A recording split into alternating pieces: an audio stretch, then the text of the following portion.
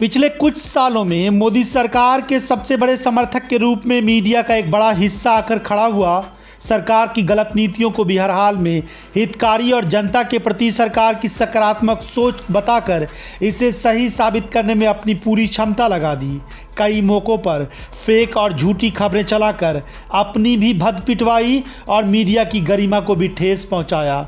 हालत ये हो गई है कि अब बहुत से लोग ऐसे न्यूज़ चैनल्स और एंकर को देखना बंद कर चुके हैं और देश में गोदी मीडिया के नाम से एक नया चाटुकारिता वाली पत्रकारिता का उदय हो गया है। मोदी मीडिया गोदी मीडिया बनकर इन लोग ये किसानों को ये बताते रहे कि किसान बह गए हैं, किसान अनपढ़ हैं, वो बहकर बातों में आ गए हैं, वो पब्लिक प्रॉपर्टी का नुकसान कर रहे हैं, वो देश का नुकसान कर रहे हैं। इसलिए हमने इसको गोदी मीडिया और मोदी मीडिया का नाम दिया है। कोई भी भाई बहन अगर टीवी को देखता है तो ज़्यादातर वो हिंदी में न्यूज़ चैनल देखता है। हिंदी में न्यूज़ चैनल देखेगा तो कोई कहीं ना कहीं उसकी मानसिकता पे असर पड़ेगा। देश में इस समय किसान अपनी फसलों और नस्लों को बचाने के लिए आंदोलन कर रहे हैं। जो किसान खेतों में कड़ी मेहनत करके देश को अनाज मुहैया कराता है वो सड़कों पर अपनी लड़ाई लड़ रहा है, लेकिन गोदी मीडिया अब भी सरकार के साथ खड़ा है। जब उनको पता लग गया, केंद्र को अपनी एजेंसियों से पता लग गया, उनके पास रिपोर्ट्स आ गई, ये आंदोलन बहुत बड़ा रूप ले चुका है और जनमानस का रूप ले चुका है। और ये कहीं ना कहीं केंद्र सरकार के लिए बहुत खतरे की बात है कि अगर इतना बड़ा आंदोलन के खिलाफ खड़ा हो गया एब्सोल्यूट मेजॉरिटी के बाद भी, तो वो क्या करेंगे। तो उन्होंने ये जो गोदी मीडिया पहले से चला आ रहा था उसको फिर अपने हाथों में लिया और इस आंदोलन को खालिस्तानी और आतंकवादियों का आंदोलन बताना शुरू कर दिया। किसान भी समझ गए हैं कि ऐसे पत्रकार सच का साथ नहीं देने वाले हैं, वो हर हाल में सरकार के साथ ही खड़े होंगे। ऐसे में गोदी मीडिया के न्यूज़ चैनल्स और उनके एंकरों और पत्रकारों को देखकर किसान न सिर्फ खदेड़ रहे हैं बल्कि प्ले कार्ड दिखाकर गोदी मीडिया को दूर रहने की चेतावनी भी दे रहे हैं।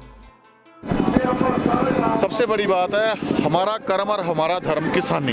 पंजाब का, इस देश का भी कर्म और धर्म किसानी है। अगर किसानों को ये लोग आतंकवादी बोलेंगे तो हम इनके खिलाफ शांतिपूर्वक तरीके से जैसा भी जहां भी प्रोटेस्ट हो वो करेंगे।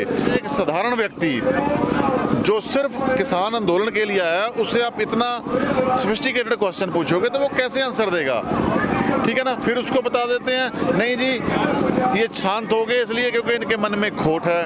कुछ चैनल ये बता रहे हैं फंडिंग जी कनाडा से हो रहा है। अब जस्टिन ट्रूडो ने किसानों के हक की आवाज़ उठा दी, तो अब ये दोनों पार्टियां जो केंद्र में भी है और जो दिल्ली में भी है, इन्होंने उसके खिलाफ अपनी भड़ास निकालनी शुरू कर दी कि हमारा ये आंतरिक मामला है। किसान किसी भी देश का आंतरिक मामला नहीं है, किसान विश्व का मामला है।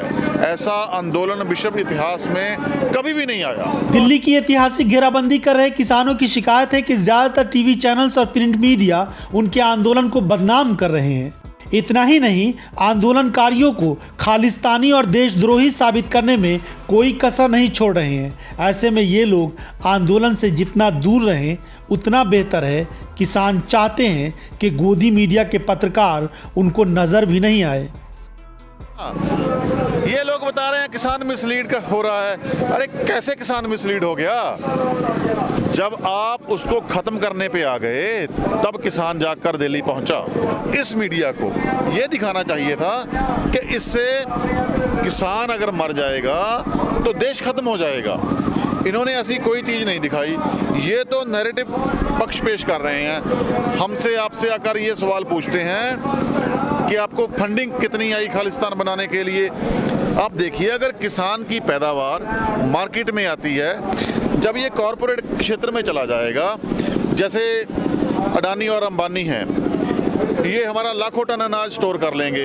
एसेंशियल कमोडिटी एक्ट्स में इन्होंने शोध कर दिया, उसकी लिमिट नहीं है, आप जितना मर्जी अनाज स्टोर भंडार कर लीजिए, वो अपनी मर्जी से निकालेंगे। आज आप खुद मंडी में जाकर देखिए कि 3 रुपये इकट्ठा किया हुआ आलू 40 रुपये बिक रहा है। तो ये प्राइवेटाइजेशन का काम है। जो स्टोरेज होती है वो देश के लिए और देश के अवाम के लिए बिल्कुल खतरनाक है। क्या मांग रहा है किसान? स्वामीनाथन रिपोर्ट में सिंपल बात है, यदि 3 रुपये किलो आलू आपको किसान को पड़ रहा है तो उसको 6 रुपये दीजिए। यहाँ क्या है, आलू किसान को 3 रुपए कीमत प्रोडक्शन के लिए पड़ रही है, ये उसको 2 रुपया देते हैं, तो किसान कहाँ जाएगा? सिंपल बात है। BSNL हमारा ख़त्म हो गया, पहले जियो आया, उसने फ्री में नेट देना शुरू कर दिया। नेट देने के हम जब यूज टू हो गए तो उसके बाद उन्होंने उसका कुछ रेंट रख दिया, 99 रुपीज़ रख दिया, फिर 125 कर दिया, 149 कर दिया, अब 199 कर दिया। एक घर से कम 700 या 800 रुपया जियो हर महीने ले रहा है। तो आप समझिए इस बात को।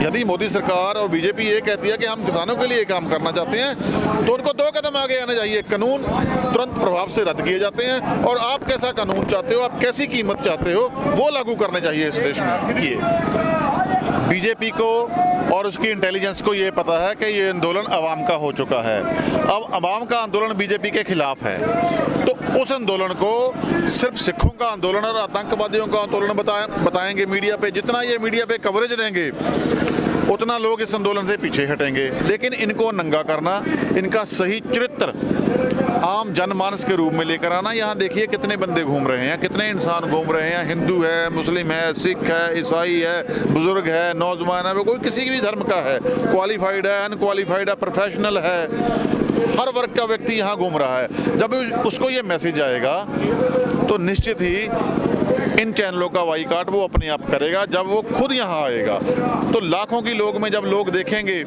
ये मैसेज लाखों लोगों को जाएगा, तो मल्टीप्लाई होकर निश्चित रूप से इन चैनलों का बाइकआउट होना शुरू हो जाएगा।